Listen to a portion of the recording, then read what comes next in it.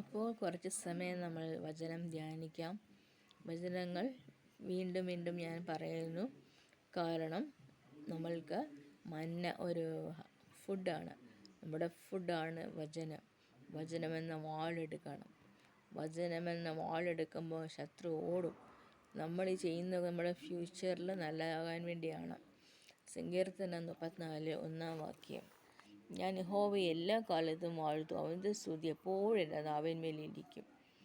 എൻ്റെ ഉള്ളം യഹോവയിൽ പ്രശംസിക്കുന്നു, എളിയവർ അത് കേട്ട് സന്തോഷിക്കും. എന്നോട് ചേർന്ന് യഹോവയെ മഹിമപ്പെടുത്തുകയും നാം ഒന്നിച്ച് അവൻ്റെ നാമത്തെ ഉയർത്തുക.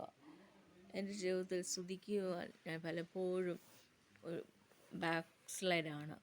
എന്നാൽ ദൈവം വീണ്ടും എന്നെ ദൈവം വീണ്ടും എന്നെ ഇരുത്തി വാക്യങ്ങൾ പാട്ട് പാടുന്നതിന് മൂലമായിട്ട് ദൈവത്തിൻ്റെ ആത്മാവ് ഉപദേശിക്കും. ഞാൻ നിനക്ക് നടക്കേണ്ടുന്ന വഴി ഉപദേശിച്ചു തരും, ദൃഷ്ടി വെച്ച് ആലോചന പറഞ്ഞു തരും എന്നാണ് വാക്യം. എൻ്റെ ഉള്ളം യഹോവയെ പ്രശംസിക്കുന്നു. അതിന് മുമ്പത്തെ വാക്യം, ആദ്യത്തെ വാക്യം, ഞാൻ യഹോവയെ എല്ലാ കാലത്തും വാഴ്ത്തും. ഞാൻ യേശുവിനെ എല്ലാ കാലത്തും വാഴ്ത്തും. അവൻ്റെ സ്തുതി, യേശുവിൻ്റെ സ്തുതി എപ്പോഴും എൻ്റെ നാവിന്മേലിരിക്കും. നമ്മുടെ വായിൽ വൾഗർ വേർഡ്സ് വരരുത്. അതുപോലെ നമ്മുടെ വായിൽ സോൾട്ടാണ് വരേണ്ടത്.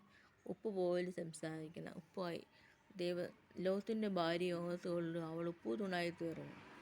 ലോത്തിൻ്റെ ഭാര്യ ഉപ്പു തൂണായി തീർന്നു. അതുപോലെ നമ്മുടെ ജീവിതത്തിലും ഉപ്പു തൂണാവുന്ന അനുഭവങ്ങളുണ്ട്.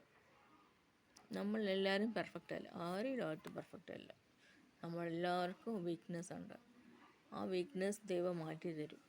അത് പാട്ട് മൂലം, മറ്റുള്ളവരോട് പറയുന്ന വചനങ്ങൾ കേൾക്കുമ്പോൾ നമ്മളെ പ്രത്യാശ തരുന്ന ദൈവം, പ്രത്യാശയിൽ നിറയ്ക്കുന്ന ദൈവം. യഹോവയിൽ പ്രശംസിക്കുന്നവർ ദൈവം നമ്മളെ ഉണ്ടാക്കുന്നത് മണ്ണോട് മണ്ണായ നമ്മൾ ഈ ലോകത്ത് കടന്നു പോകും, മണ്ണോട് പോകും. എന്നാൽ ആ ദിവസം വരെ യേശുവേ, ഞാൻ നിനക്കായി ജീവിക്കും, ഞാൻ നിൻ്റെ മകനായി ജീവിക്കാൻ ഞാൻ തയ്യാറാണ് എന്ന ഒരുക്കത്തോടായിരിക്കാൻ ദിവസങ്ങളിൽ നമ്മളെ സഹായിക്കട്ടെ.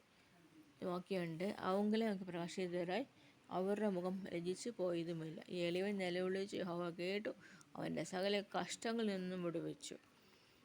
ദുഷ്പ്രവൃത്തിക്കാരുടെ ഓർമ്മയെ ഭൂമിയിൽ നിന്ന് ഛേദിച്ചു കളയേണ്ടതിന് യഹോവയുടെ മുഖം അവർക്ക് പ്രതികൂലമായിരിക്കുന്നു.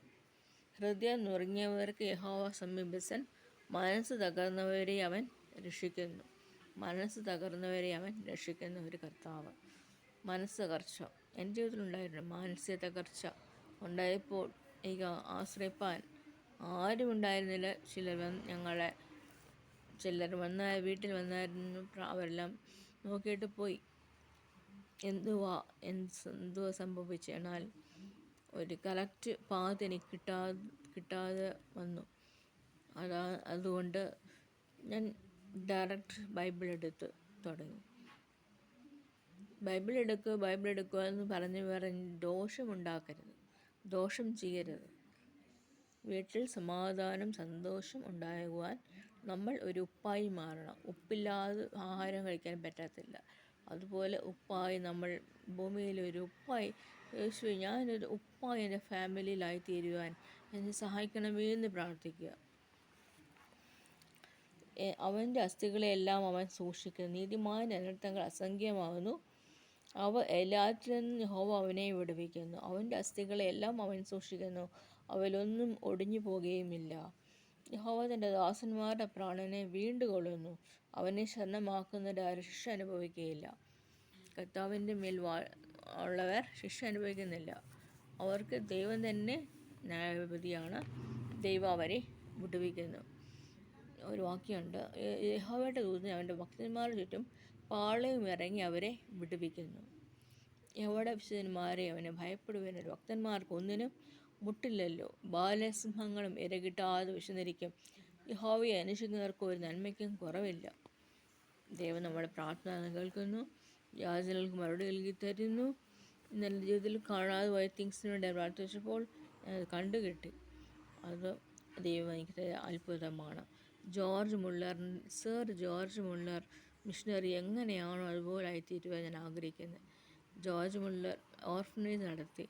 അതുപോലെ നമ്മൾ മറ്റുള്ളവരുടെ സ്നേഹം വാത്സല്യം കാണിക്കേണ്ടതാകുന്നു. ആമീൻ ആമീൻ.